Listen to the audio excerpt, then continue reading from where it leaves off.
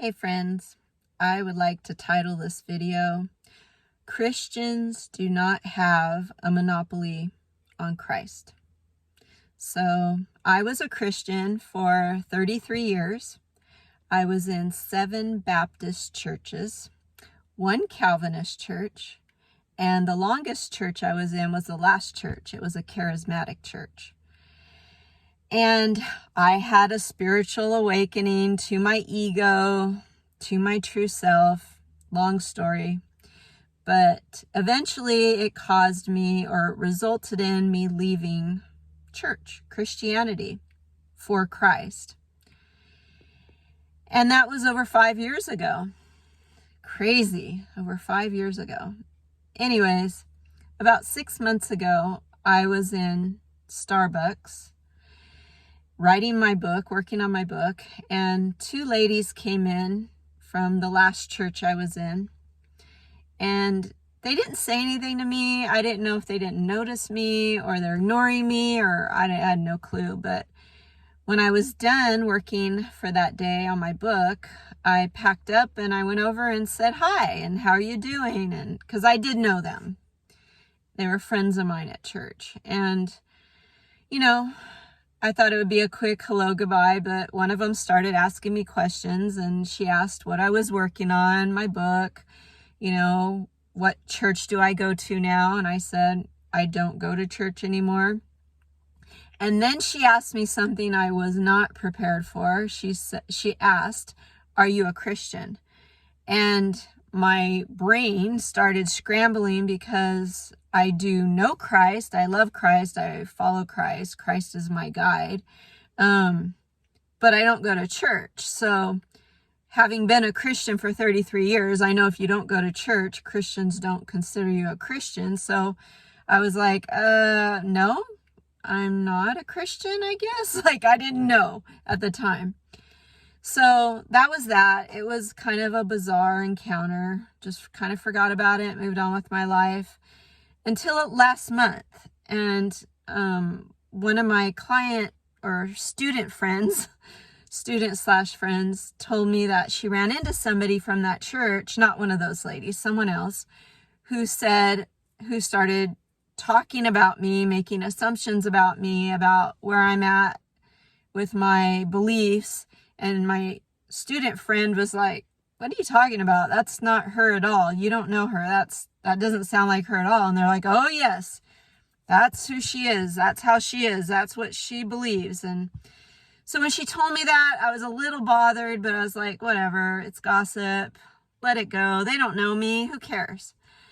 And then an extended family member reached out to me, messaged me, and started asking me all the same questions, but in a more loving way. And I could tell the intention of their heart was sincerely like, hey, your posts on social media are not Christian anymore. They're about gypsy spirit and the divine, and what happened? Tell me your journey. Are you still in the faith? What's going on? And I thought, okay, I need to write a blog to explain that really, essentially, I left Christianity to follow Christ. So I wrote the blog and I sent it to this person and I said, read the blog. It'll explain everything. And they said, okay, thanks. They did. They messaged me back, and like a good, true Christian, they were like, thank you. That was great. I don't understand a lot of what you're talking about because it's not my experience, but you're amazing. Don't worry about the gossip. You're cool. It was great. I felt so at peace, that's the end of it. Until last week. And one of my closest, I don't say best friends because I see that as if someone's your best friend, then other people don't measure up to that. But I will say one of my closest friends in another state said they ran into somebody at their church who was saying the same things about me, but this time she was really upset and she wanted me to do something about it. So I sent those 2 ladies my blog and their friends, and only one of them came back and said, you were right. I made assumptions about you. I am so sorry. You know, words can be tricky, their meanings, and I was so happy, like, so cool with that. So what's interesting though, and why I'm doing this whole video, was that I reposted that blog on social media last week also, and it blew up. And I was getting these DMs from people who said, I too left Christianity for Christ, and my blog encouraged them and inspired them. And they're telling me, like, keep putting the message out there. And it was just amazing. I was like, wow, I did not expect that.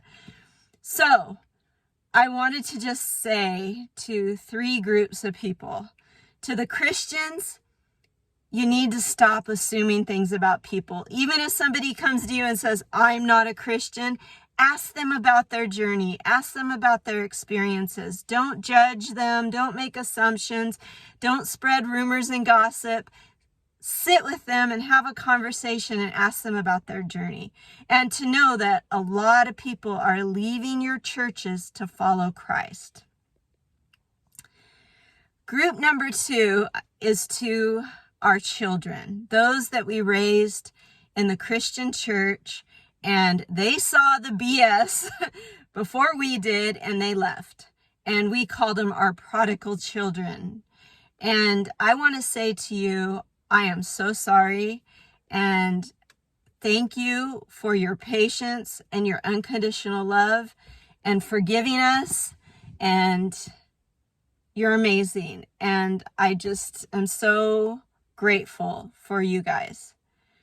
And then the final group, that's really who this whole video is really for, are those of you like me who have left Christianity, who have left the church. You had an awakening, and you spend your time, your energy, and your money just pouring out love and light to humanity, not to an organization, but you are loving your neighbors as yourself. Like, you are doing it, you are living it, and I am just so thankful for you.